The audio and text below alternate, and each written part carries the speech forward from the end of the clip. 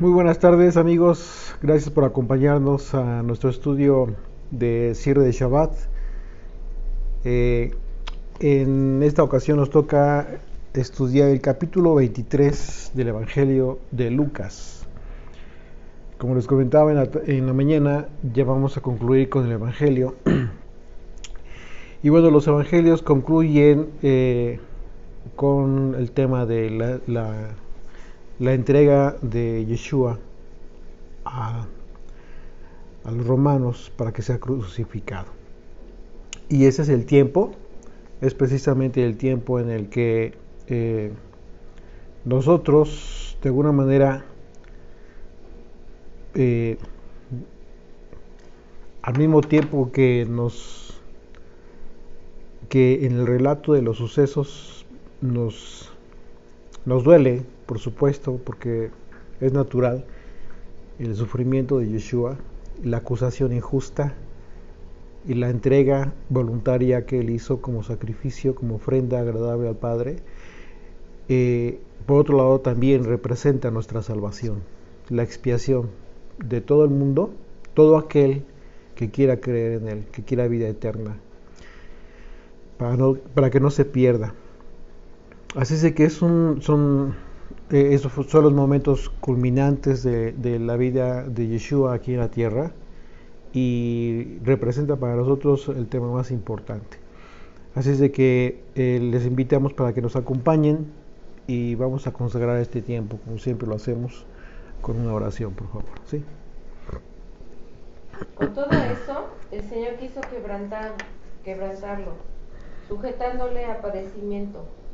Cuando haya puesto su vida en expiación por el pecado, verá linaje, vivirá por largos días y la voluntad del Señor será en su mano prosperada. Verá el fruto de la aflicción de su alma y quedará satisfecho. Por su conocimiento justificará a mi siervo justo a muchos y llevará las iniquidades de ellos. Bendito eres tú, Señor, gracias te damos por ese sacrificio, esa aflicción por la que pasaste, Señor, porque nos permitiste entrada a través de tu Hijo. Gracias, Señor, porque a través de esto verás linaje, Señor, gran linaje que le prometiste a Abraham, a Isaac y a Jacob. Gracias, Padre eterno, porque nosotros nos haces partícipes de ese linaje, de esa descendencia, Padre. Gracias, Papito, por este tiempo que tenemos de estudio. Te pido que toda palabra que sea derramada en este día podamos nosotros guardarla en nuestra mente y en nuestro corazón, atesorar ese sacrificio que hiciste por nosotros y que a través de él nos diste entrada al lugar santísimo. Padre eterno, gracias te damos en el nombre y por los méritos de Yeshua. Amén. Amén. Y el capítulo 22 concluimos a partir del versículo 66. Dice: cuando era de día se juntaron los ancianos del pueblo, los principales sacerdotes y los escribas, y le trajeron al concilio diciendo: ¿eres tú el Mesías? Dínoslo. Y les dijo: si os lo dijere no lo creeréis, y también si os preguntare no me responderéis ni me soltaréis. Pero desde ahora el Hijo del Hombre se sentará a la diestra del poder de Dios. Dijeron todos: ¿luego eres tú el Hijo de Dios?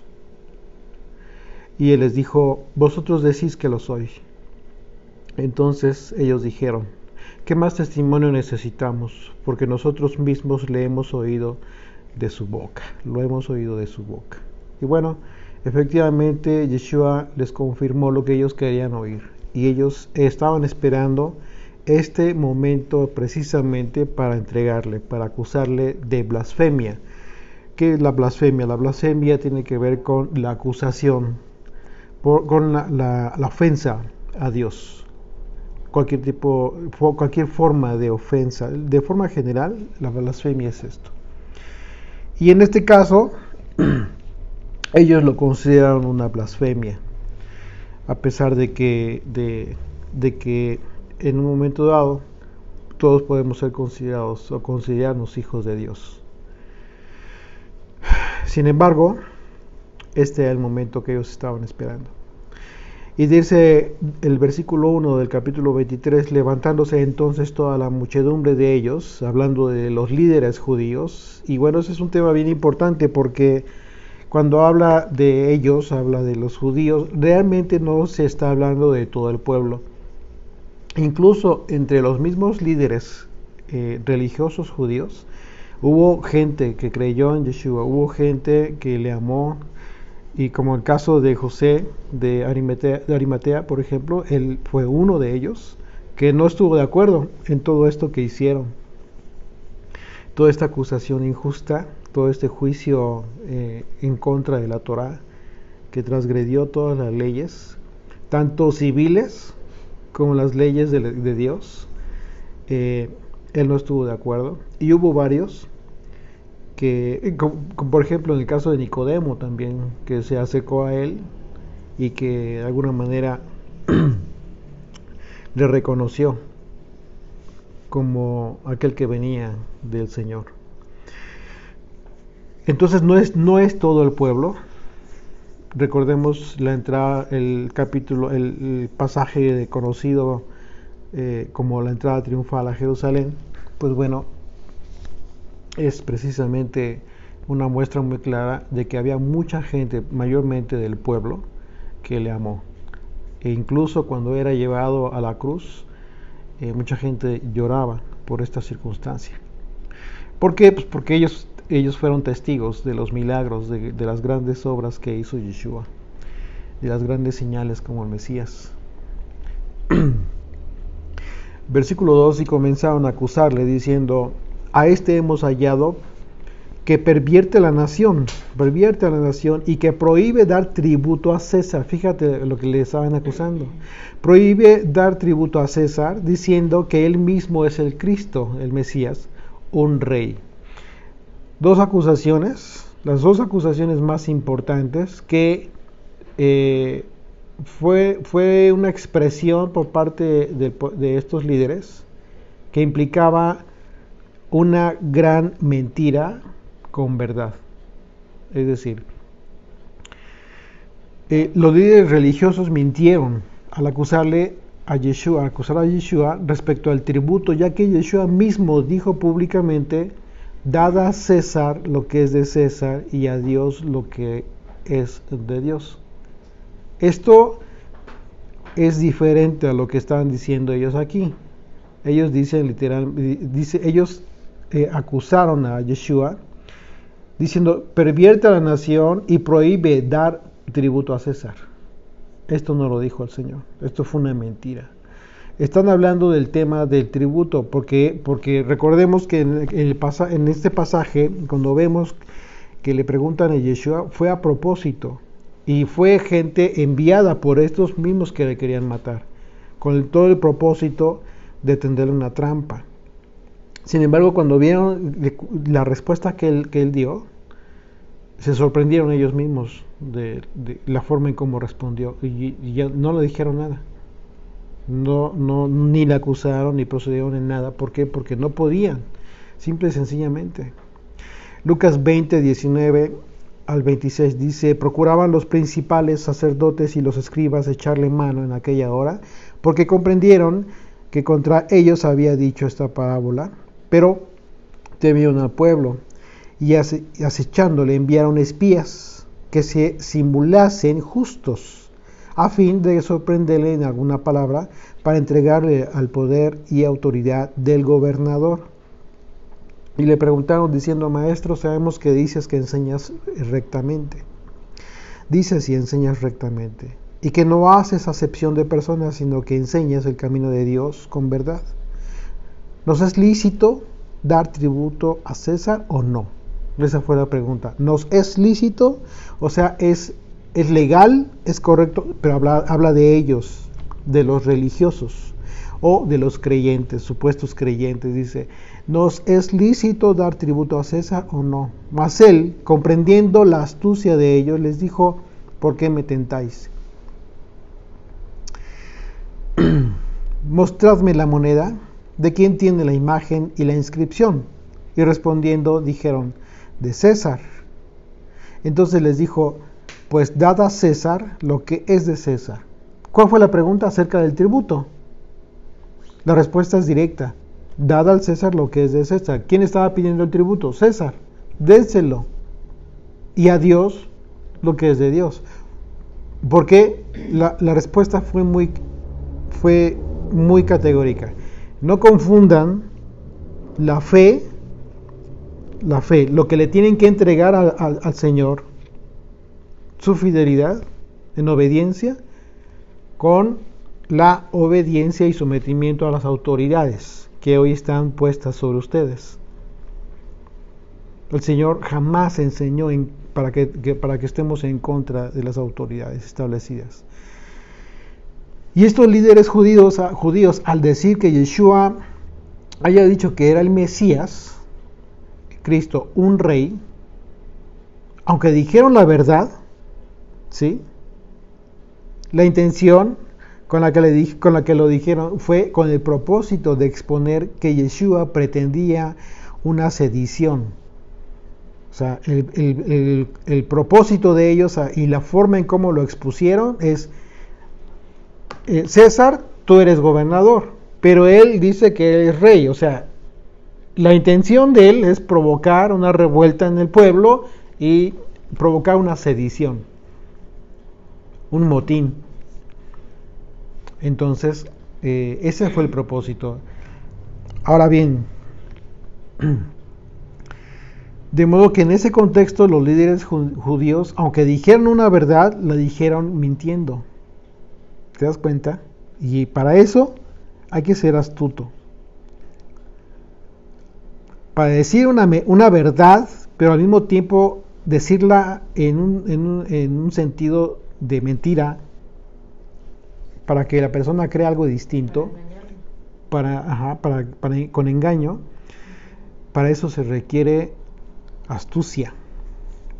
En el sentido verdadero, Yeshua sí dijo que era el Mesías, es decir, el Salvador y Rey de Israel, pero respecto de un reino eterno y no de este mundo, como él mismo lo diría al propio Poncio Pilato más tarde.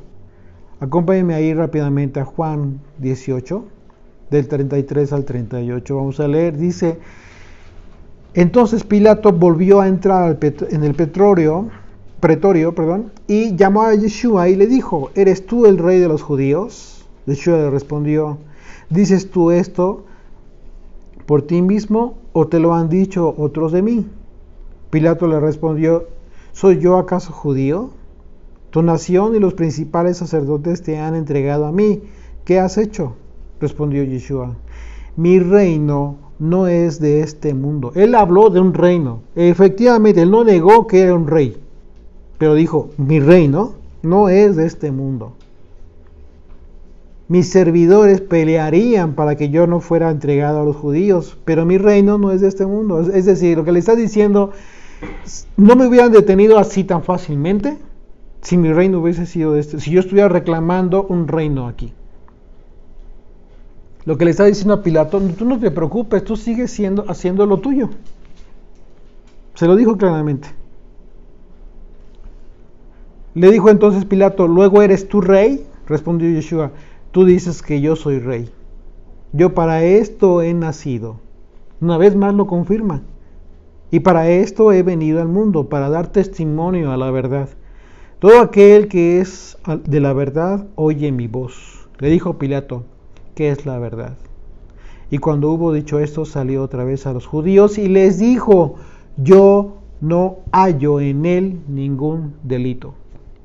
A pesar de que le dijo que era un rey. Entonces, el punto es que cuando hacen ya esta acusación de forma, ya entregándoselo, pues resulta que efectivamente están diciendo una verdad, pero con todo el propósito de engaño, de hacerlo ver como una sedición. Los líderes judíos que acusan a Yeshua se identificaron en este momento con una actitud muy característica de la serpiente ante la mentira, con verdad que le dijo a Eva. ¿Recuerdan ustedes? Capítulo 3, Génesis 3, del 1 al 7. Dice: pero la serpiente era astuta más que todos los animales del campo que el Señor Dios había hecho, la cual dijo a la mujer: ¿con que Dios os ha dicho no comáis de todo árbol del huerto? Y la mujer respondió a la serpiente: del fruto del árbol del huerto podemos comer, pero del fruto del árbol que está en medio del huerto, dijo Dios, no comeréis de él, ni le tocaréis, para que no muráis. Entonces la serpiente dijo, fíjate, aquí va la mentira: no moriréis, sino que sabe Dios que el día que comáis de él serán abiertos vuestros ojos y seréis como Dios, sabiendo el bien y el mal. Y vio la mujer que el árbol era bueno para comer y que era agradable a los ojos, y árbol codiciable para alcanzar la sabiduría, y tomó de su fruto y comió, y dio también a su marido, el cual comió así como ella. Es decir, desde el primer momento, ¿dónde está la mentira? En donde dice que no puedes comer de todos los árboles. Ahí va la mentira. Mentira con verdad, porque efectivamente Dios dijo que no comía, que podían comer de todos menos de uno. Entonces ahí va, acomodada la mentira con la verdad, y le rectifica a Eva porque ella sí conocía el mandamiento. Y después la mentira descarada cuando decía, no es cierto, ya contradiciendo totalmente la palabra de Dios, no vas a morir, sino que vas a ser como Dios. Y ahí entró, ¿qué fue lo que hizo la serpiente? Tentó a Eva en la codicia. Un pecado que de alguna manera, en forma natural, puede estar en cualquiera de nosotros. Así es de que esta es la actitud que ellos están teniendo en el momento que acusan a Yeshua. Los líderes judíos ya habían determinado matar a Yeshua, pero no lo mataron ellos mismos, porque según los historiadores, cuando el gobernador romano Coponio fue establecido en Judea, recibió poder para ejecutar la pena de muerte, pero de forma exclusiva. De lo que se deduce, esto ya es de deducción, que a las autoridades judías se les restringió esa facultad jurídica de dar muerte, de cumplir la Torá para dar muerte a alguien. Y esa puede ser la razón por la que los líderes judíos replicaron a Pilato que ellos no podían aplicar la ley en relación a Yeshua. Porque Pilato les dijo, ustedes júzguenlo. Y la respuesta de ellos fue literal, nosotros no podemos. ¿Por qué? Porque lo que ellos sabían que, según ellos, el pecado que estaba cometiendo Yeshua era de muerte. Y ellos ya no podían aplicar la pena de muerte. Así es, exactamente. Así es. Juan 18:31. Entonces les dijo Pilato, en el pasaje paralelo de los acontecimientos, en Juan 18:31 vemos, dice, entonces les dijo Pilato, tomadle vosotros y juzgadles según vuestra ley, según la Torá. Y los judíos le dijeron, a nosotros no nos está permitido dar muerte a nadie. ¿Ya te diste cuenta? ¿Por qué? Porque se los prohibieron a partir de que esta facultad de dar muerte se entregó de forma exclusiva para el gobernador. Y ya en este entonces, desde antes, a Coponio. Pero bueno, el asunto es que en ese sentido la profecía que se cumplió en el hecho de que los líderes judíos tuvieron que acudir a Pilato para dar muerte a Yeshua fue anunciada. Esto es profético, es un acontecimiento profético que nace desde la bendición que Jacob le da a Judá, al cuarto de sus hijos. Génesis 49:10 dice, cuando Jacob está bendiciendo a Judá, dice, no será quitado el cetro de Judá. El cetro, ¿qué es un cetro? El cetro tiene que ver con una vara que representa autoridad para ejercer, la facultad de ejercer la autoridad, ¿ok? Que en este caso estaría representado por la autoridad para aplicar la ley.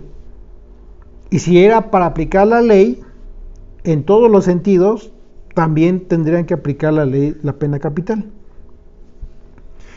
Dice no será quitado el cetro de Judá, ni el legislador de entre sus pies, hasta que venga Shiloh. Shiloh es un título dado al Mesías. Shiloh tiene que ver con una forma, un título dado literalmente al Mesías. Así es de que, y dice, y a él, o sea, a Shiloh, se congregarán los pueblos. Para este entonces, cuando ellos hicieron esta expresión, a nosotros no nos es dado cumplir, no nos es permitido dar muerte a nadie. Yeshua desde ese entonces, no, o sea, obviamente ya estaba en ese momento, pero desde que se emitió esta limitación para ellos, ya había nacido Yeshua. ¿Okay? Entonces el asunto es que en ese sentido la profecía que se cumple tiene que ver con desde el tiempo en que Jacob bendijo a Judá. Y se cumplió tal cual. Así es de que esa es la acusación. Y dice versículo 3 de Génesis, de Lucas 23, dice: entonces Pilato le preguntó diciendo: ¿eres tú rey de los judíos? Y respondiéndole él dijo: tú lo dices. Y Pilato dijo a los principales sacerdotes y la gente: ningún delito hallo en este hombre. Pero ellos porfiaban diciendo: alborota al pueblo, enseñando por toda Judea, comenzando desde Galilea hasta aquí. Lo que están diciéndoles, la enseñanza que él está dando está provocando, generando o va a generar una revuelta, está generando revuelta, está generando que la gente se rebele. En un sentido, sí estaba sucediendo esto. ¿Por qué? Porque la misma gente estaba identificando la enseñanza de Yeshua, la doctrina. Decían ellos mismos que la gente se sorprendía de la doctrina de Yeshua, porque enseñaba como quien enseña con autoridad y no como los escribas y fariseos, dice los evangelios. Así es de que la gente efectivamente se daban cuenta. Y para que ellos hayan hecho esta expresión de Yeshua, significa que no solamente estaban escuchando de lo que Yeshua predicaba, sino que incluso era obvio que estaba dando ejemplo de lo que él mismo estaba predicando. Eso, de ahí viene la autoridad. La autoridad de quien te enseña tiene que venir forzosamente respaldada. Cuando se dice que alguien tiene autoridad para la enseñanza, es porque está dando ejemplo de lo que está predicando. Y es muy difícil que en un momento dado tú puedas considerar que alguien tiene autoridad en algo que está enseñando, cuando tú ves muy claramente que no está dando ejemplo, que no hay frutos. Y eso es muy conocido entre la gente. La gente sabe distinguir. En ocasiones se pregunta a la gente: bueno, ¿y dónde están los frutos? O sus frutos simplemente no son coherentes con lo que predica. Así es de que en ese sentido es como Yeshua enseñaba.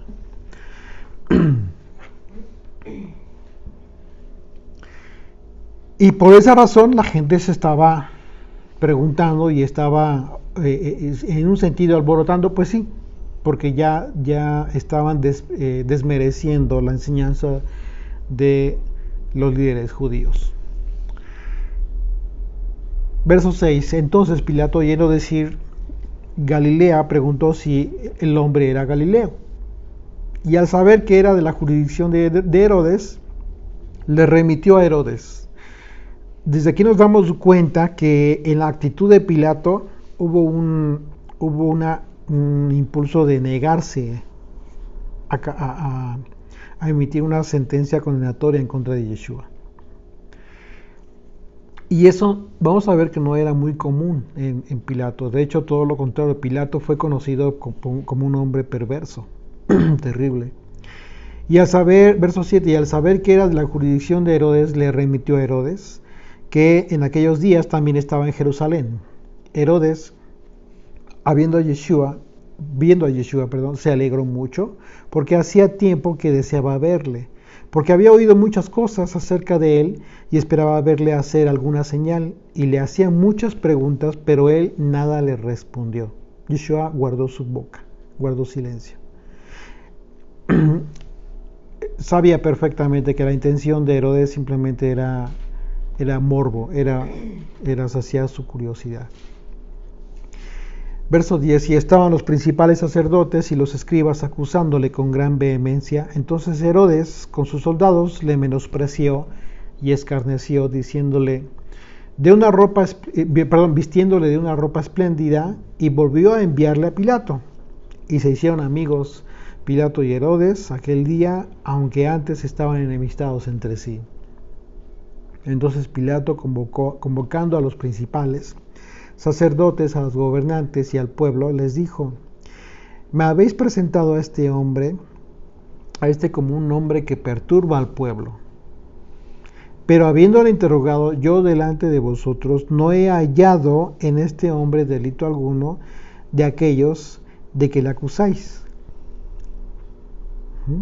Él les está aclarando, les está diciendo que de lo que le están acusando, él lo encuentra inocente.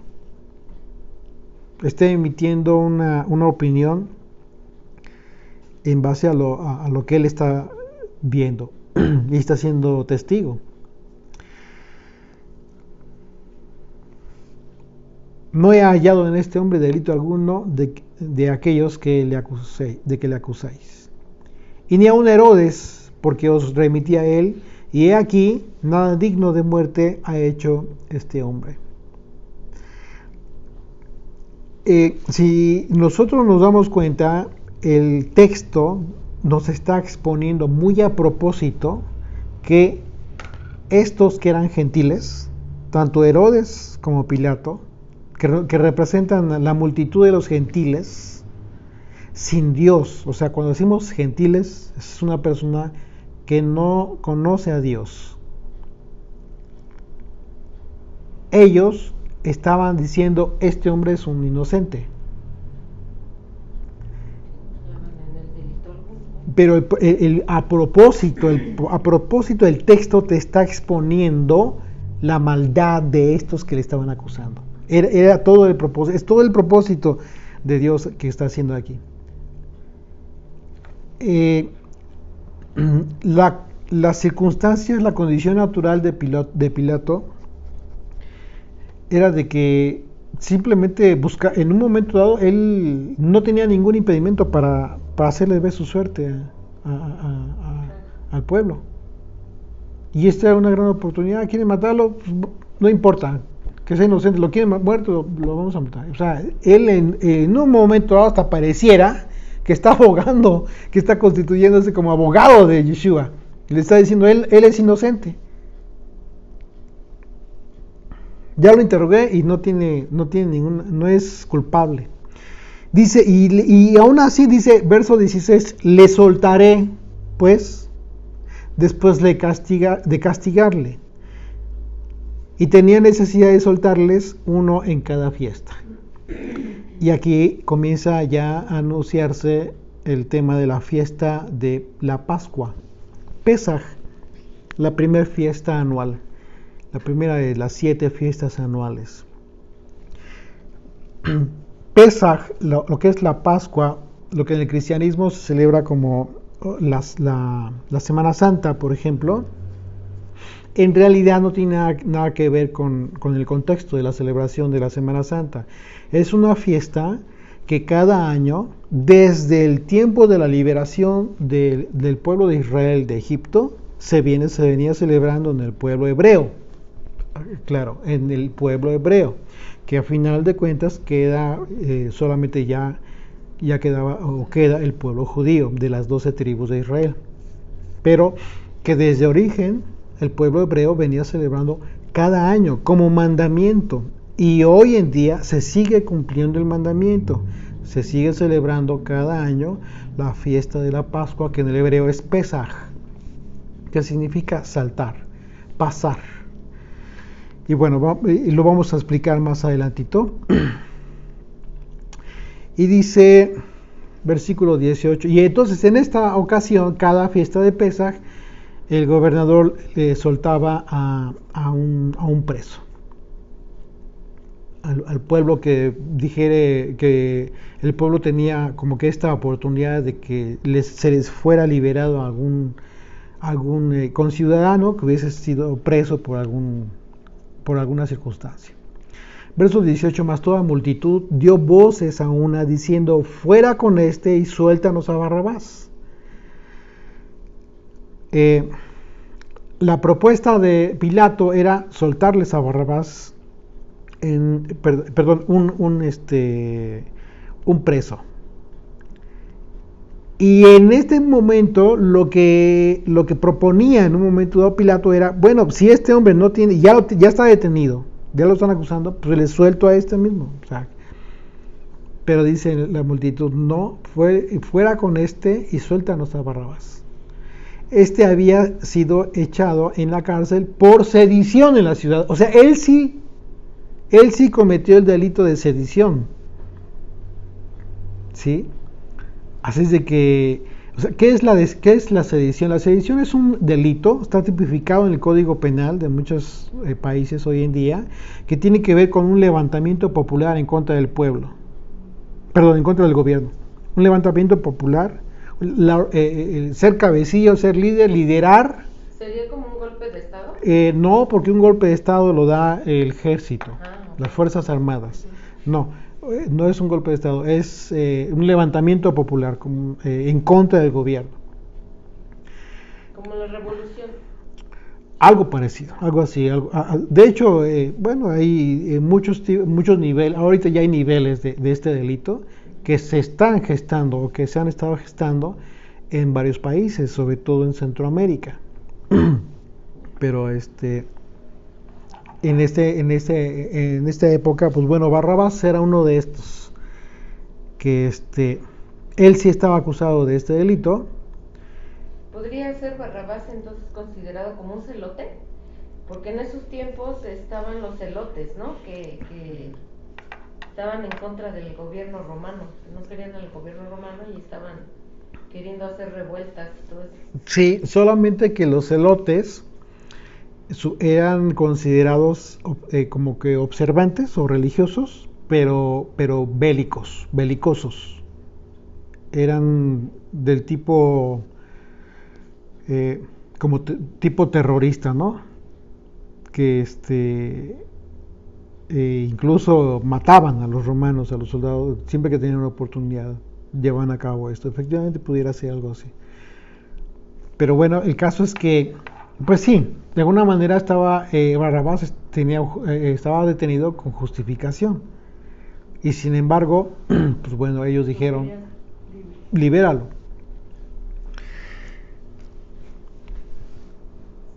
Dice, había sido echado en la cárcel por sedición en la ciudad y por un homicidio, fíjate. Les habló otra vez Pilato, queriendo soltar a Yeshua. Fíjate, ¿te das cuenta cómo Pilato, él mismo, como que se estaba constituyendo en abogado del Señor? Un gentil estaba queriendo defenderlo. No se hace como que muy a propósito que el Señor quiso dejar esto plasmado para testimonio de su poder. Esto no era natural, nada de esto fue natural. Pero ellos volviendo a dar voces diciendo, crucifícale. Él les dijo por tercera vez, pues qué mal ha hecho este. Ningún delito digno de muerte he hallado en él. Le castigaré pues y le soltaré. Mas ellos instaban a grandes voces pidiendo que fuese crucificado. Y las voces de ellos y de los principales sacerdotes prevalecieron.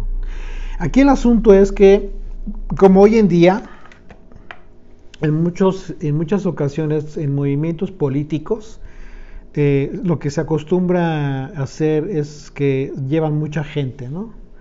Se organizan y le prometen a la gente que les van a dar alguna despensa, no sé, la torta, ¿no?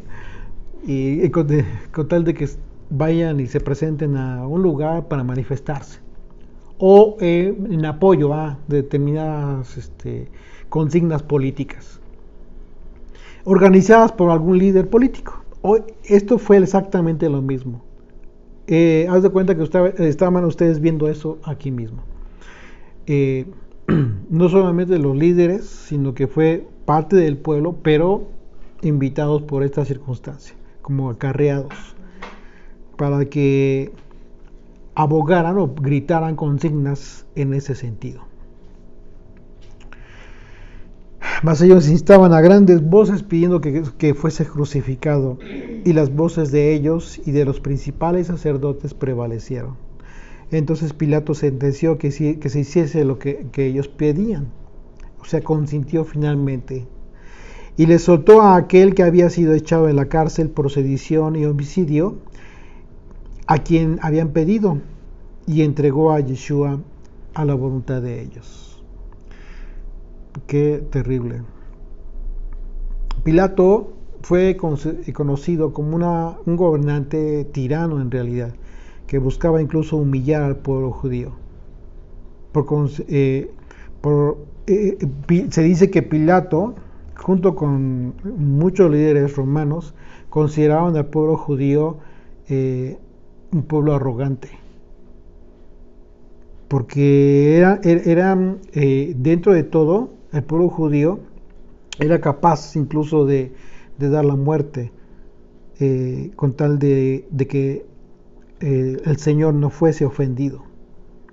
Era tal, siempre ha sido tal el amor del pueblo judío a Dios, que debemos aprender a separar el asunto de la necedad de ellos por la tradición, por la religión, el aspecto religioso que les impidió ver el verdadero amor, la manifestación del verdadero amor a Dios.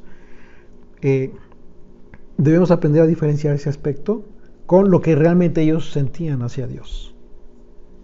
¿Sí? O sea, y eso es digno de reconocer siempre en el pueblo judío.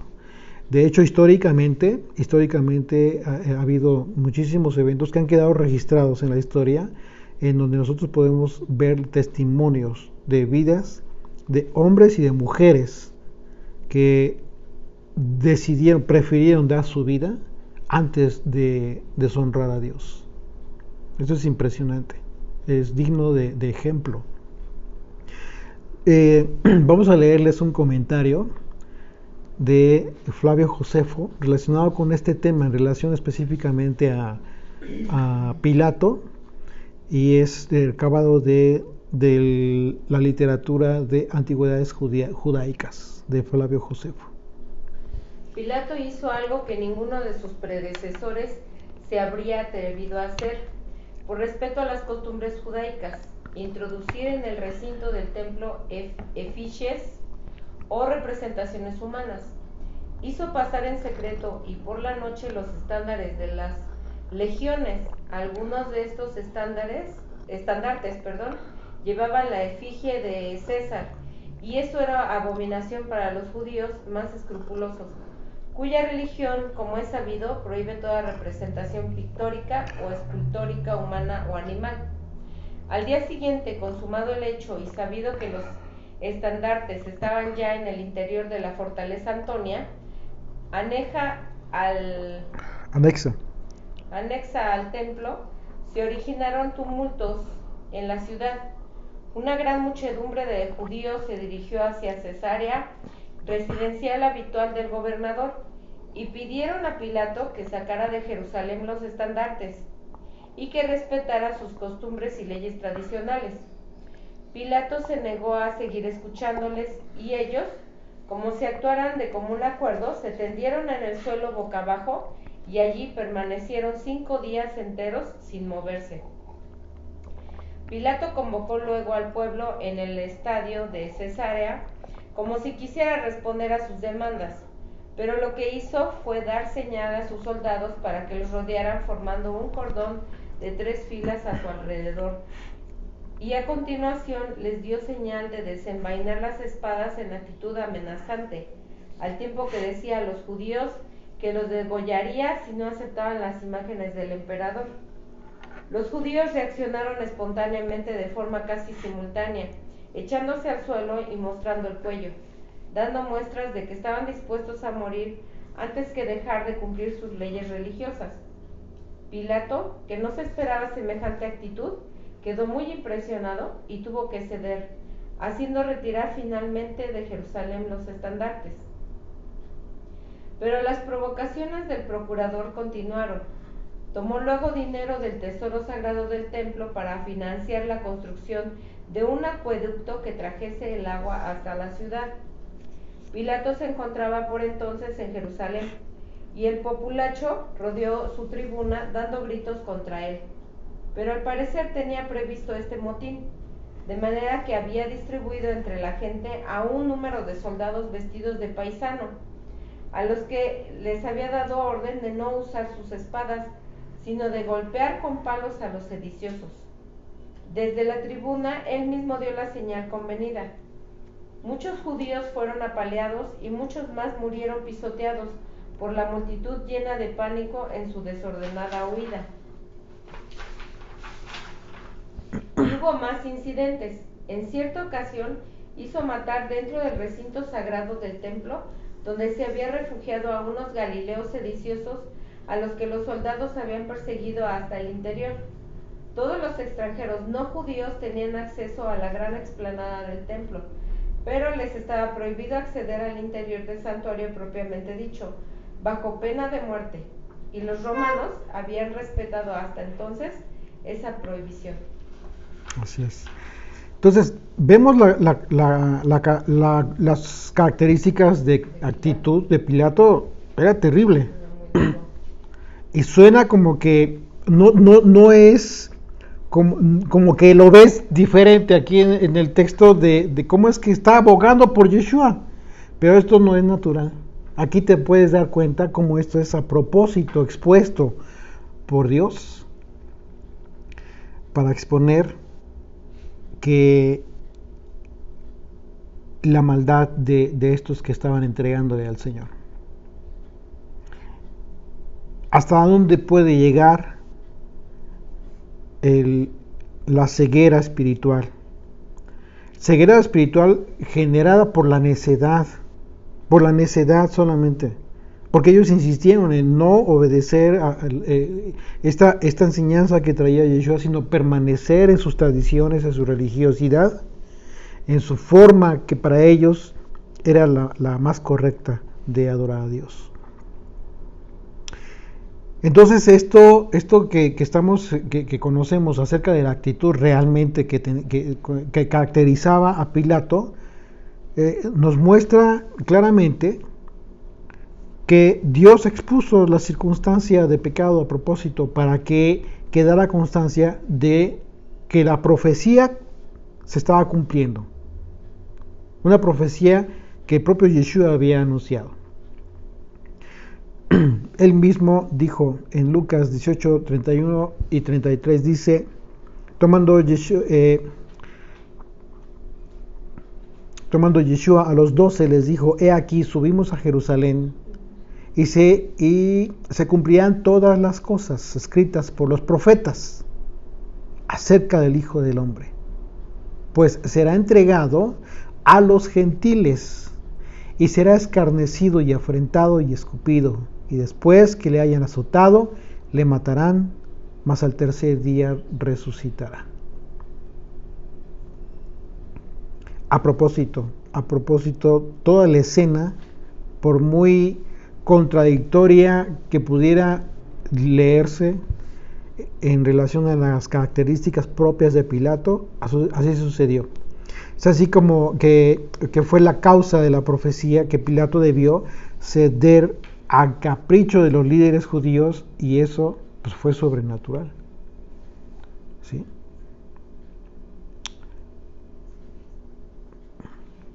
Regresamos a Lucas 23, dice versículo 26. Y llevándole tomaron a cierto Simón de Cirene que venía del campo, y le pusieron encima la cruz para que la llevase tras Yeshua. Y le seguía gran multitud del pueblo y de mujeres que lloraban y hacían lamentación por él. Pero Yeshua, vuelto hacia ellas, les dijo, fíjate lo que les dijo: hijas de Jerusalén, no lloréis por mí, sino llorad por vosotras mismas y por vuestros hijos. Cuando habla de vuestros hijos es una referencia a sus generaciones. Porque he aquí vendrán días en que dirán: bienaventuradas las estériles y los vientres que no concibieron y los pechos que no criaron. Entonces comenzarán a decir a los montes: caed sobre vosotros, y a los collados cubrirnos. Porque si en el árbol verde hacen estas cosas, en el seco, ¿qué no se hará? Esto que Yeshua les dijo a estas mujeres, acerca de que no lloraran por él, sino que lloraran por él, por ellas mismas, tiene que ver con una profecía que será cumplida en el tiempo del fin. Acompáñame ahí a Apocalipsis, por favor. Capítulo 6. Vamos a leer del 9 al 17. Cuando abrió el quinto sello, esa es la visión de Juan, del apóstol Juan, acerca de la revelación de Jesucristo. Cuando abrió el quinto sello, vi bajo el altar las almas de los que habían sido muertos por causa de la palabra de Dios y por el testimonio que tenían. Y clamaban a gran voz diciendo: ¿hasta cuándo, Señor santo y verdadero, no juzgas y vengas vuestra sangre en los que moran en la tierra? Y se les dieron vestiduras blancas y se les dijo que descansen todavía un poco de tiempo, hasta que se completara el número de sus consiervos y sus hermanos, que también habían de ser muertos por ellos. Como ellos. Entonces el asunto es que está anunciando todavía acontecimientos que están por suceder. Dice: miré cuando abrió el sexto sello, y he aquí hubo un gran terremoto, y el sol se puso negro como tela de silicio, y la luna se volvió toda como sangre, y las estrellas del cielo cayeron sobre la tierra, como la higuera deja caer sus higos cuando es sacudida por un fuerte viento. Y el cielo se desvaneció como un pergamino que se enrolla, y todo monte y toda isla se removió a su lugar. De su lugar. Y los reyes de la tierra, y los grandes, los ricos, los capitanes, los poderosos, y todo siervo y todo libre, se escondieron en las cuevas y entre las peñas de los montes, y decían a los montes y a las peñas: caed sobre nosotros y escondednos del rostro de aquel que está sentado sobre el trono y de la ira del Cordero. ¿Te das cuenta que eso fue justamente lo que les anunció que sucedería? Esto es para el tiempo del fin. Yeshua les está diciendo a estas mujeres: no lloren por mí, lloren por lo que viene, porque esto va a suceder con sus descendencias. Imagínate qué terror lo que está anunciando Yeshua. Verso 32. Llevaba pues con él a otros dos, llevaban a otros dos que eran malhechores para ser muertos. Y cuando llegaron al lugar llamado de la calavera, le crucificaron allí, y a los malhechores, uno a la derecha y otro a la izquierda.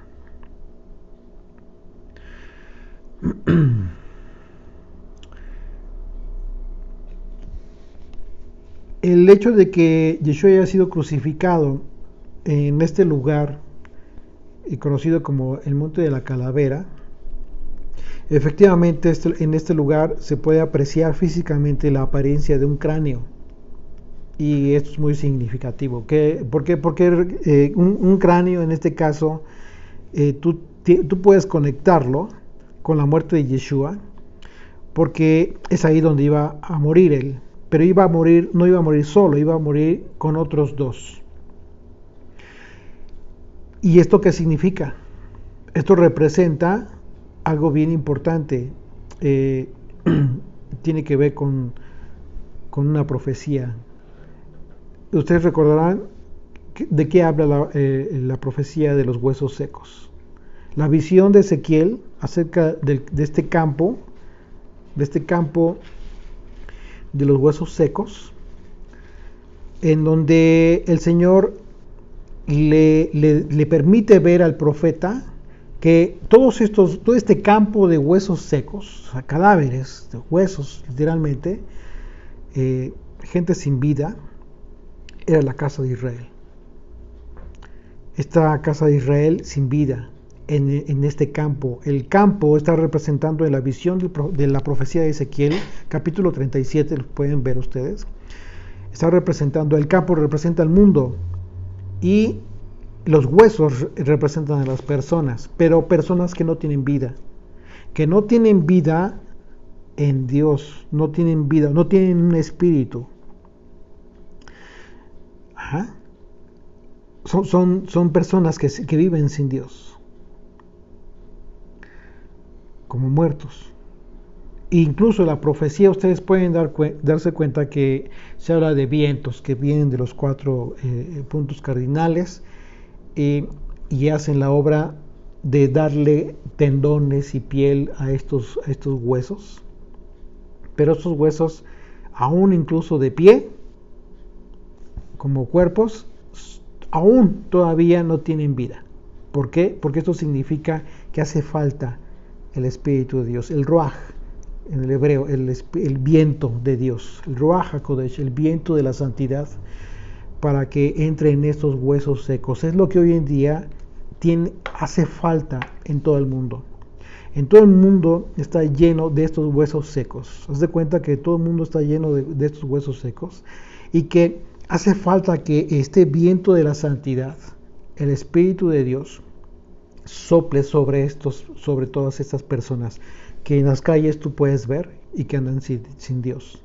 Y es lo que hace falta, que ellos reciban esta obra milagrosa, a fin de que tengan vida en Dios, vida para vida eterna.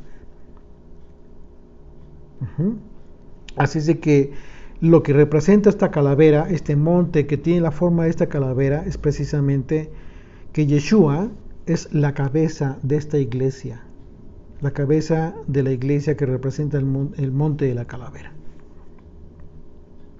los huesos secos. En ese sentido, la muerte de Yeshua en el Gólgota fue el principio de vida. Fíjate qué interesante. El momento de la muerte de Yeshua en este monte fue el principio de la vida, pero la vida en ese sentido, vida en Dios, vida para vida eterna, de todos los huesos secos, para todos aquellos que hemos nacido de nuevo, habiendo sido resucitados en Yeshua, cumpliéndose así la analogía de la muerte en el grano de trigo que le da mucho fruto. Yeshua habló de este momento refiriéndose a su muerte propiamente. En Juan 12:24, de cierto os digo, que si el grano de trigo no cae en la tierra y muere, queda solo. Pero si muere, lleva mucho fruto. Era una referencia a él mismo, que tenía que morir para dar mucho fruto. Así es de que el hecho de que haya sido crucificado el Señor en este lugar es muy significativo para todos nosotros. Y el pueblo estaba mirando, y aún los gobernantes se burlaban de él, diciendo: a otro salvó, sálvese a sí mismo, si este es el Cristo, el Mesías, el escogido de Dios. Los soldados también le escarnecían, acercándose y presentándole vinagre y diciendo: si tú eres rey de los judíos, sálvate a ti mismo. Había también sobre él un título escrito con letras griegas, latinas y hebreas: este es rey de los judíos, decía este letrero. Esto es algo impresionante, fíjate, porque en el hebreo, el letrero se leía Yeshua Hanotrim Umelech Hayudim, es decir, en el hebreo escrito, tú puedes ver en las iniciales de esta expresión, las letras primeras de estas palabras, de esta expresión, forman el tetragramatón, Yud Hei Vav Hei. Yeshua, Hanotrim, Umelech, Hayudim. Entonces, si tú lo lees de esa manera, pues por supuesto que imagínate lo que leyeron los líderes judíos. Por eso en otra parte del Evangelio vemos que le pedían a Pilato que lo quitara, que no decía, que él no había dicho esto, que le cambiara. Y Pilato se sostuvo y dijo, lo que he escrito, Y ya no les hizo caso. Ahora bien, si tú consideras en un momento dado, si nosotros hubiésemos podido ver esa escena, pero ya con la revelación que el Señor nos ha entregado a través de las cartas del Nuevo Testamento y a través de la comprensión del autor de la carta a los Hebreos, este letrero en su cabeza, nosotros lo podríamos ver como una analogía del mandamiento que debía cumplir el sumo sacerdote de acuerdo a la Torá, que decía que tendría que decir en un letrero acá en su cabeza, santidad a Yud Hei Vav Hei. Acompáñenme a Éxodo capítulo 28, por favor, en sus Biblias.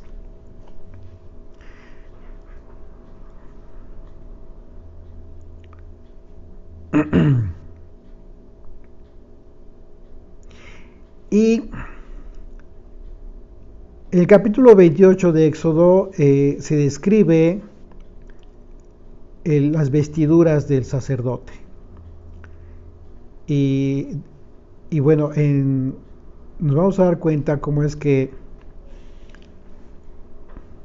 en las vestiduras de los sacerdotes el Señor describe lo que tendrían que tener en su cabeza los sacerdotes. En el versículo 36 dice: harás además una lámina de oro fino y grabarás en ella como grabadura de sello santidad a Yud Hei Vav Hei, y la pondrás con un cordón de azul y estará sobre la mitra, por la parte delantera de la mitra estará sobre la frente de Aarón, y llevará a Aarón las faltas cometidas en todas las cosas santas que los hijos de Israel hubieran consagrado, en todas sus santas ofrendas, y sobre su frente estará continuamente para que obtengan gracia delante del Señor.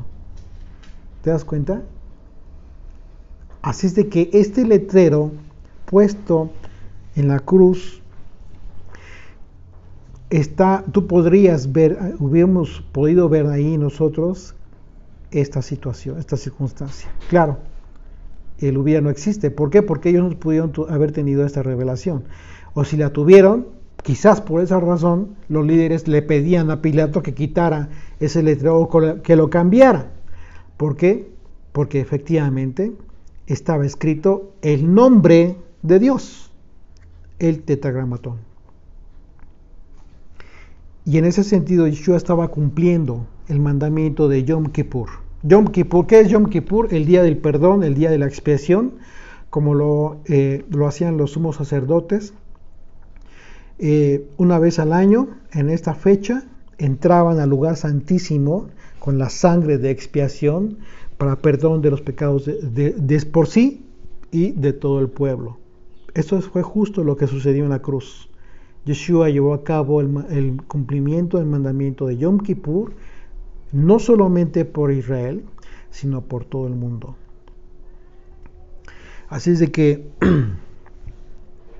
vemos una vez más cómo es que como sumo sacerdote Yeshua estaba cumpliendo incluso en la cruz este mandamiento. Verso 39 dice: y uno de los malhechores que estaban colgados le injuriaba, diciendo: si tú eres el Mesías, sálvate a ti mismo y a nosotros. Y si dice le injuriaba, significa que no le creía, era un incrédulo. Y aquí vamos a ver dos tipos de personas. Era un incrédulo. Respondiendo el otro le reprendió, le llamó la atención diciendo: ¿Ni aún temes tú a Dios estando en la misma condenación? Nosotros a la verdad justamente padecemos, porque recibimos lo que merecieron nuestros hechos, mas ningún mal hizo. Y dijo a Yeshua, acuérdate de mí cuando vengas en tu reino. Aquí está manifestando el otro credulidad, es decir, creyó en el Hijo de Dios. Y está hablando incluso de su reino. Y está hablando de que regresaría en su reino. Entonces Yeshua le dijo, de cierto te digo que hoy estarás conmigo en el paraíso. ¿Cuándo? Hoy, el mismo día en que moriría. ¿Por qué? Porque es así está escrito. Una vez muertos, somos llevados al Padre, a la presencia de Dios. No hay intermedios, no hay como que te quedas estacionado en determinado lugar, pues eso no sucede de esa manera. Los dos malhechores representan de manera general a dos tipos de personas aquí. Uno, que todo el tiempo, incluso en circunstancias difíciles, están pidiendo señales. Son incrédulos en realidad. Pero por otro lado, el malhechor incrédulo representa el punto de partida para muchos hacia el lado contrario del paraíso. Es decir, este que no creía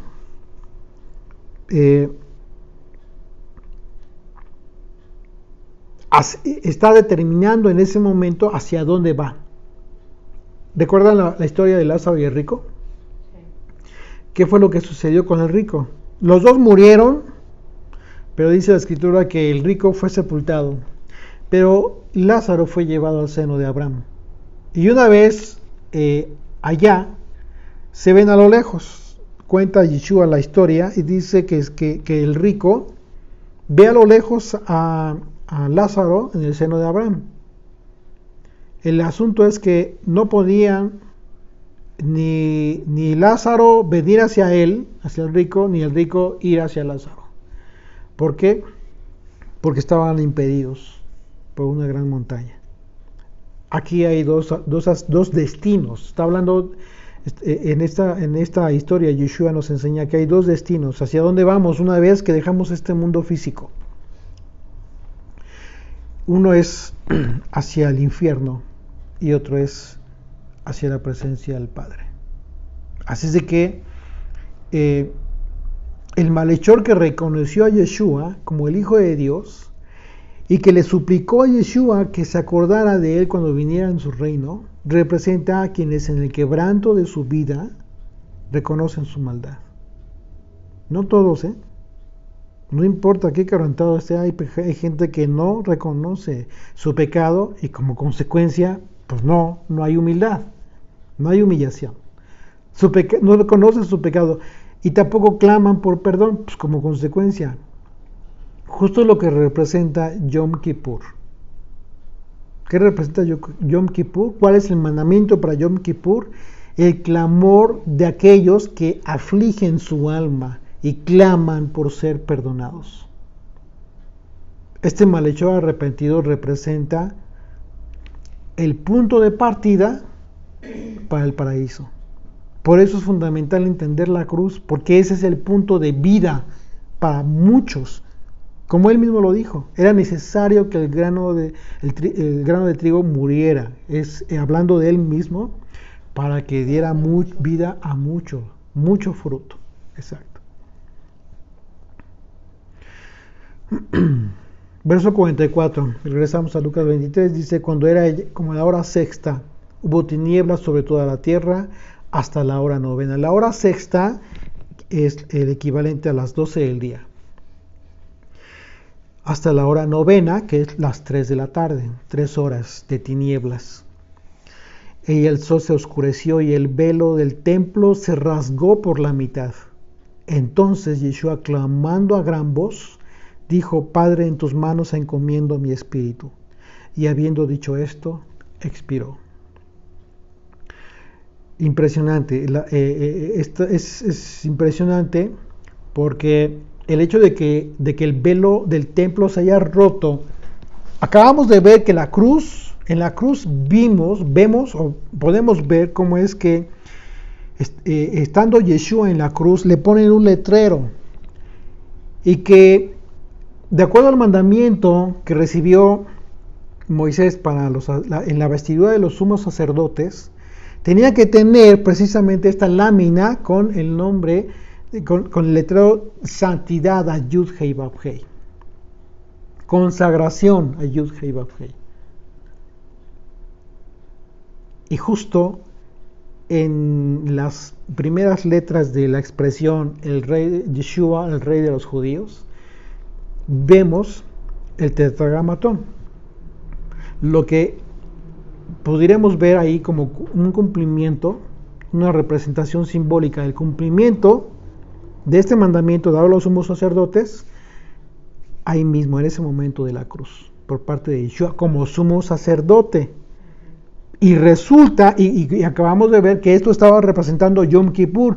¿Y qué hacía el sumo sacerdote en Yom Kippur? Entraba al lugar santísimo, en donde tenía que abrir el velo, el mismo, para poder entrar al lugar santísimo y derramar la sangre de expiación sobre el propiciatorio.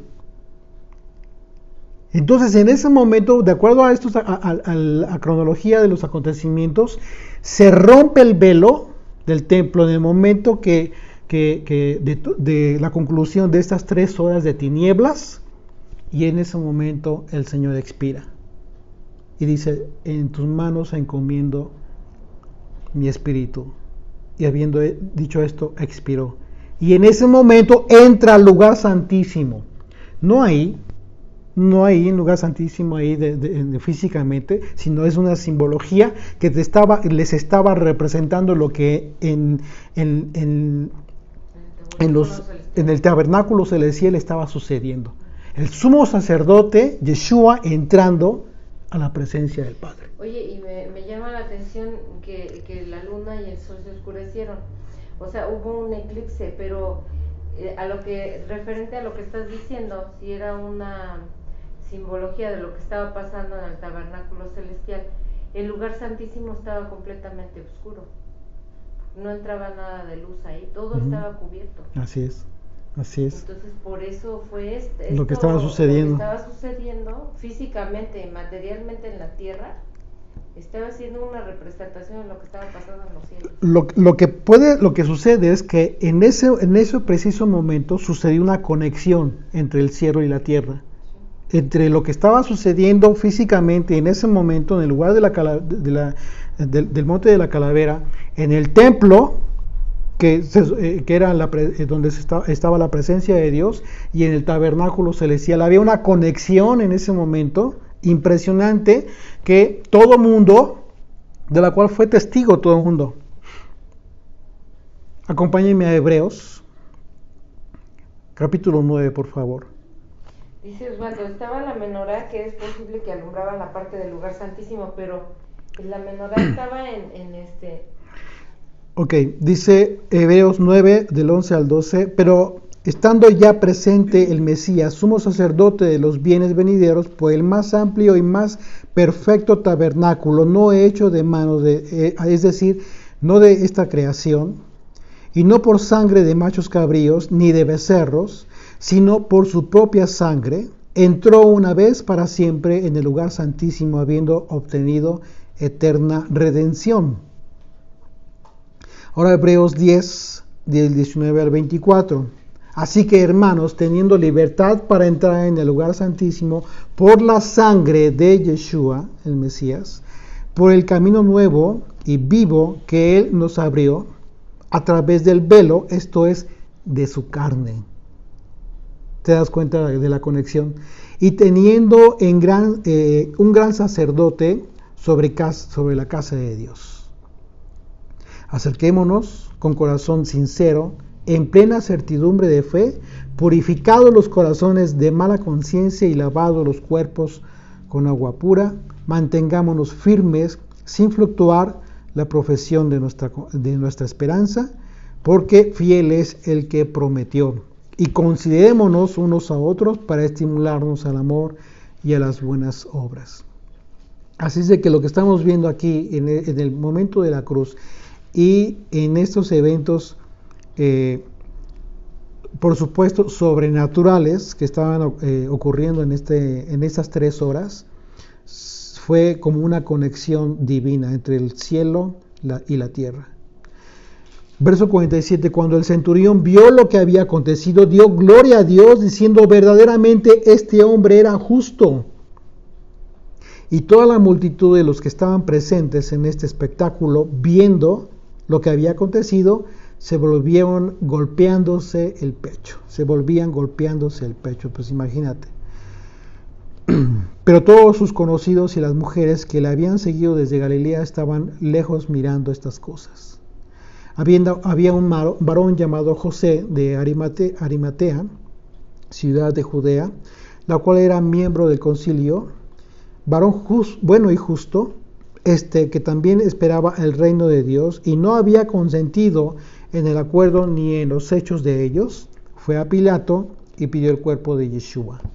Y quitándolo, le envolvió en una sábana y lo puso en un sepulcro abierto en una peña, en el cual aún no había puesto a nadie. Era día de la preparación y estaba para comenzar el día de reposo. Aquí está ya el momento previo para el inicio de la fiesta de los panes sin levadura. Era Pascua, la preparación del cordero para la cena con panes sin levadura, y el día de reposo es una referencia al primer día de panes sin levadura, que conforme al mandamiento había de guardarse. Dice el mandamiento en Levítico 23, del 4 al 8, estas son las fiestas solemnes al Señor, las convocaciones santas, a las cuales convocaréis en sus tiempos y en el mes primero, a los 14 del mes, entre las 2 tardes, Pascua es al Señor. Y a los 15 días de este mes es la fiesta solemne de los panes sin levadura al Señor. 7 días comeréis panes sin levadura. El primer día tendréis santa convocación, ningún trabajo de siervos haréis, y ofreceréis al Señor 7 días ofrenda encendida. El 7º día será santa convocación, ningún trabajo de siervos haréis. Son 2 días de reposo en esta fiesta. Así es de que este es el mandamiento para la fiesta de la Pascua y panes sin levadura. Son 2 fiestas, las 2 primeras fiestas anuales, Pascua y panes sin levadura, se juntan, se unen. Pero sin embargo son 2 fiestas especificadas por la ley. Dice la ley que el día 14 es Pascua y el día 15 es panes sin levadura. Sin embargo, la Pascua, Pesaj, no es día de reposo. Por esa razón se podía preparar el cordero, se podía cocinar, se podía encender fuego. Es decir, no era día de reposo. Lo que significa que si el 14 empezaba en la víspera, es decir, al final del día 13, el día anterior, Yeshua comió la Pascua con sus discípulos al final del día 13, ya iniciando el día 14, después ya en la noche de ese día. Recordemos que los días hebreos se cuentan de esta manera. Se empieza a contar el día 3, por ejemplo, es como cada día de reposo. Hoy en día, cada día de reposo, que es el 7º día, es el sábado, pues, pero inicia el viernes en la noche. A partir de que el viernes cae el sol, a partir de ese momento inicia el día de reposo. Y termina hoy el día de reposo en un ratito, una media hora más, que cae el sol, termina el día de reposo y comienza el primer día, lo que se consideraría ya el primer día de la semana. ¿Okay?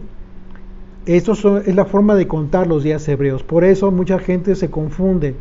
Entonces, la disposición de la ley para estos días es que el día 14 es Pascua, y el día de la preparación, dice en el día de la preparación, y estaba para comenzar el día de reposo.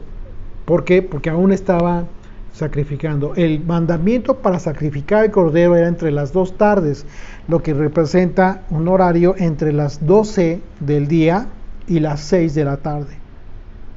Por eso la mitad entre este tiempo son las 3 de la tarde, justo el momento en que Yeshua entregó el Espíritu.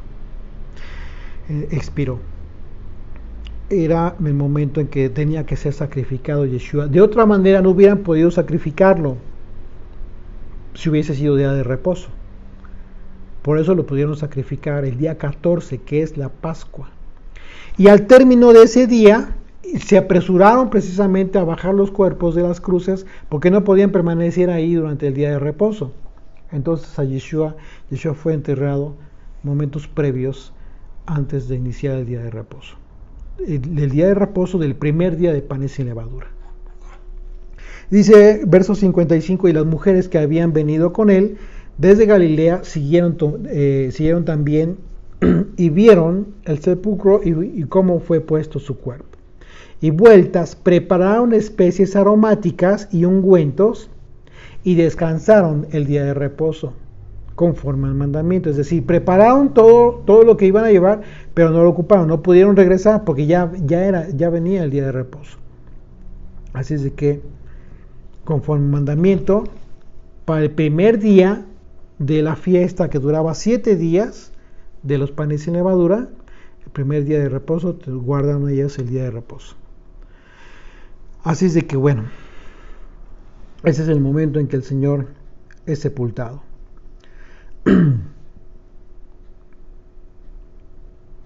Y finalmente, como vemos, lo habíamos comentado, José de Arimatea era uno de estos observantes, de estos líderes que no consintió con todos aquellos que le acusaron injustamente a Yeshua. Lo que de alguna manera resulta muy interesante, muy importante, porque como vimos cómo es que la actitud de Poncio Pilato incluso pareciera que estuvo como que en defensa de la inocencia de Yeshua, finalmente consintió por razones políticas. También le interesaba mantener el orden entre el pueblo. Pero por otro lado también vemos que entre ellos había gente que no consintió en esta injusticia. Y eso es lo que hace la diferencia entre unos y otros, entre gentiles y observantes. ¿Por qué? Pablo lo dijo cuando él expresó acerca de todos aquellos que no tienen la ley, que haciéndolo de la ley dan testimonio. A aquellos que teniendo la ley incumplen o transgreden. Así es de que más allá de la observancia religiosa tiene que ver la importancia de ser obedientes, ser temerosos de Dios, ser obedientes a su ley, a su voluntad, pero con una conciencia clara de lo que estamos haciendo y no de forma religiosa. Sí, vamos a terminar con este estudio. Señor, te damos gracias por este tiempo que nos has obsequiado, Señor, por tu enseñanza cada día, cada tiempo, cada vez que repasamos estos pasajes, Señor, nos hacemos más conscientes de la gran bendición que hemos recibido a través de la muerte de Yeshua, de tu Hijo. Gracias, Señor, porque tú dispusiste este sacrificio perfecto para el perdón de nuestros pecados, Señor. Porque aún sin merecerlo, recibimos este gran regalo, este regalo que no merecíamos y que fue realizado, fue cumplido por Yeshua con un gran amor y con una gran pasión, Señor, por todos aquellos a los que Él amó y sigue amando, Señor. Te rogamos por tantos que aún faltan por conocerte, Señor, que muchas personas que aún no te conocen, que aún no comprenden la gran importancia y la magnitud de la revelación de la cruz, que les abras los ojos, Señor, para que su vida no vuelva a ser la misma. porque es imposible que alguien, que cualquiera que haya tenido la plena revelación de tu cruz, Señor, vuelva a ser el mismo de antes. Simple y sencillamente no sería posible, no sería normal.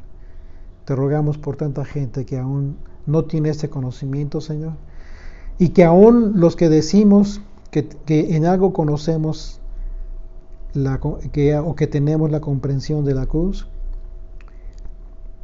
continúes derramando tu conocimiento, Señor, a fin de que esta plenitud llegue a nosotros hasta el momento que tú lo dispongas. Te agradecemos por todo esto en el nombre de Yeshua. Amén.